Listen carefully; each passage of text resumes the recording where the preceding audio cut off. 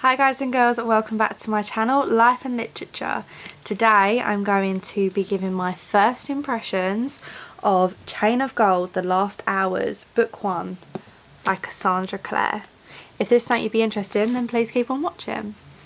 So I'm going to do my first impressions.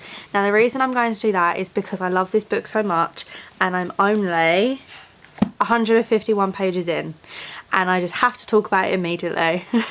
So Chain of Gold, The Last Hours, Book 1 is one of Cassandra's many books. I love Cassandra Clare for her Shadowhunter books, The City of Bones, Ashes, Glass, Fallen Angels, Lost Souls, Heavenly Fire.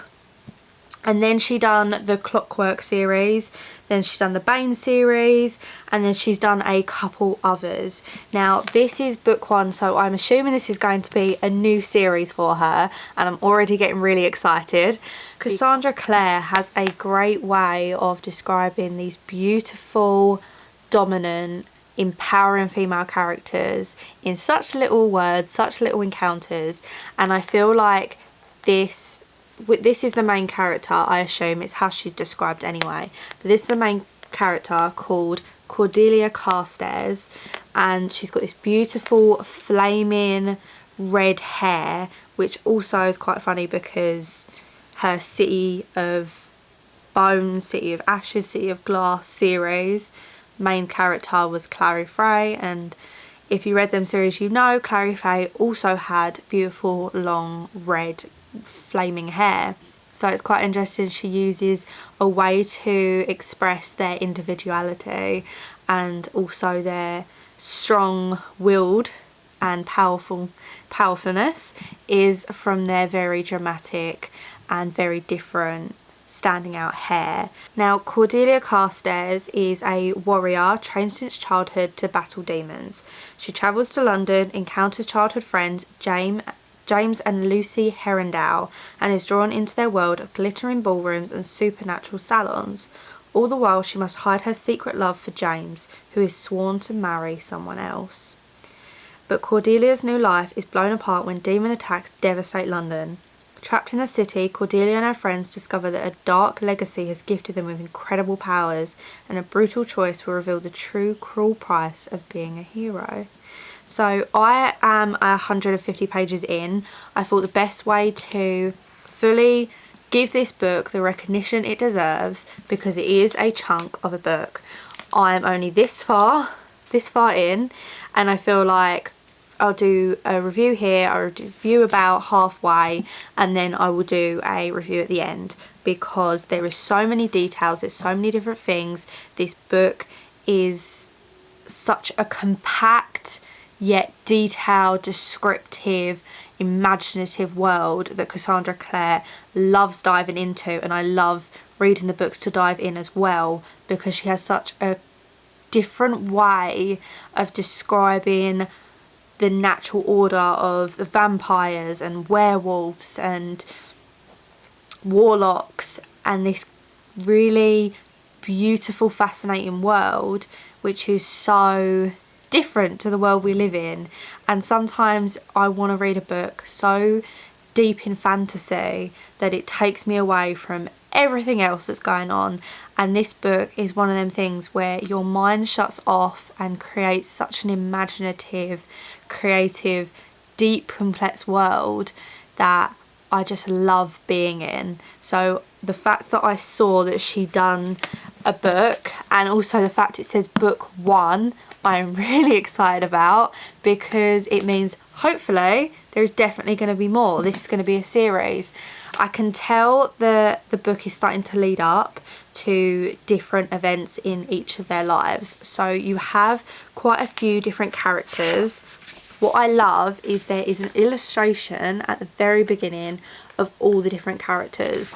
Now I'm still trying to understand who is who, because I'm not great with names, and I find myself always having to go back and check sometimes the relationships some of the characters have together. So far I'm going to tell you that Cordelia has had to move to London to start a connection with different families, start building a kind of repertoire with them for being a good family and being nice people, because her dad has gone to prison for something that is getting investigated, or he's being like kept. They don't really call it prison, but he's being kept to determine whether he done what they think he done.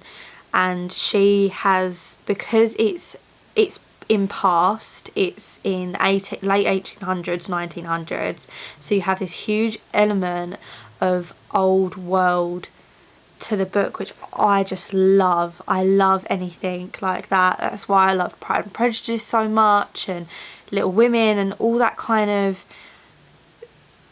the way that such strong characters can be shown so clearly in writing is sometimes the world they live in. And I feel like writers jumping back to that time where it was so almost unheard of for women to be such strong, independent people, that this world of shadow hunters, it was very common, not too much to the point of a man fighting with a woman, let's say on the exact same level from what I can tell, but I'm learning more about how the society deals with women being actual fighters in the late 1900s. And the way that Cassandra Clare is explaining it, detailing it, is so captivating. I'm very interested to see, because the women wear full dresses, the men wear smart attire, and they have balls and events, and that chimed in with this glittering fantasy world is very mesmerising. I'm finding myself reading as quick as I can because these characters are very interesting. So you have Cordelia, and then who is the main character, but then it does jump from point of views. So you also have James, so James and Lucy. Now Cordelia has been friends with Lucy from a young age, and she's moving to London to become something called a parabatai.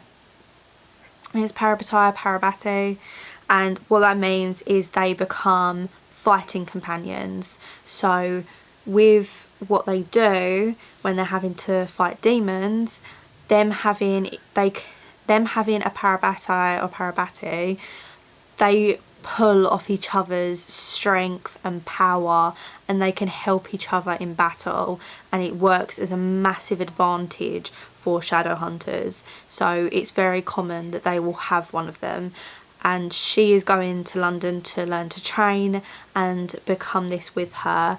And it just happens Lucy's brother is called James, and Cordelia is very much infatuated with him. She loves him. They've only just started to show their kind of past and how she's kind of grown to fall for him, and he is completely unaware. He has no idea, and it's really horrible, and I hate when stories start to do that and one of the characters has no clue because they're in love with someone else, because I'm already starting to fall very attached to Cordelia. I'm very worried it's going to become a scene of them finding out fully that one of them loves the other and the other doesn't reciprocate.